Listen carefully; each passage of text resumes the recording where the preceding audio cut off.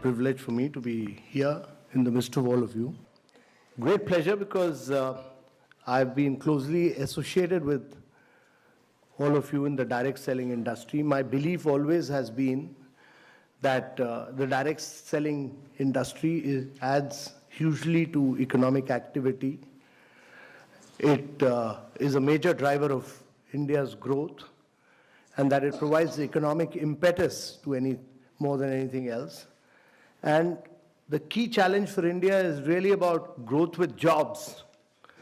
So if you are not able to create jobs, then we'll be in deep problems. And therefore, jobs are very, very critical. And this industry creates jobs. And important thing is that we need to create jobs for women. We need to create jobs for women because in India, the contribution of women to gross domestic product, that is our GDP, is only 17%.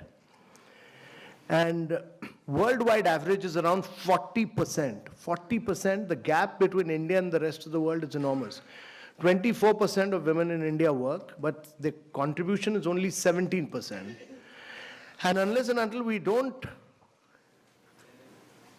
as a conscious policy, have gender parity, there is many more women to become economic drivers of growth, it will be very difficult for India to grow. And actually, if we are able to create gender parity, have 40% women working, we'll be adding $700 billion to India's GDP. Oh.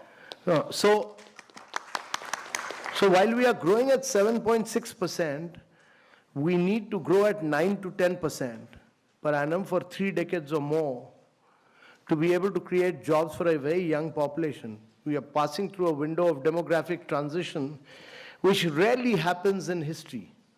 Our population is very young. You know, the biggest social and economic transition that is taking place across the world is the fact that the population in Europe and America is getting older and older. The population in India is getting younger and younger, and it will keep getting younger till 2040.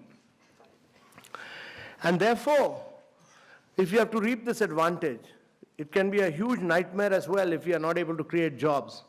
So if you have to create jobs, there are only 2 ways. One is to push manufacturing in a very big way, and the other is to push direct selling.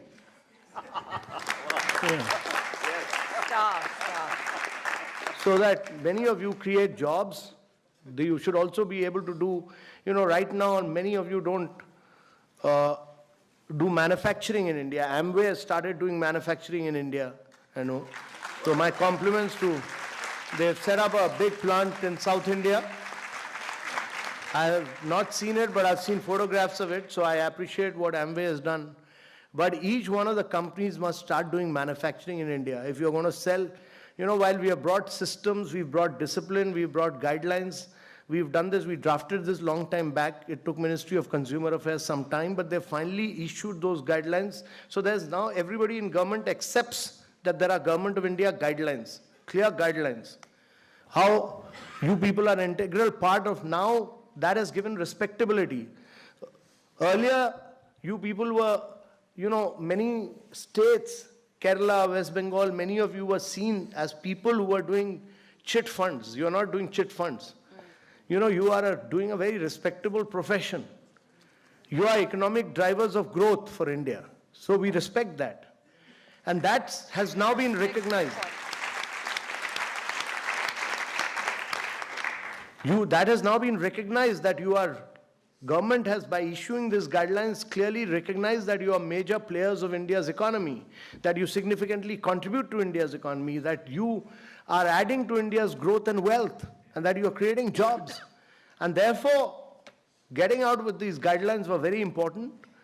And these guidelines have now been given to different states to realize that you are important players in India's economy, and every state will respect these guidelines because they've been issued by Government of India.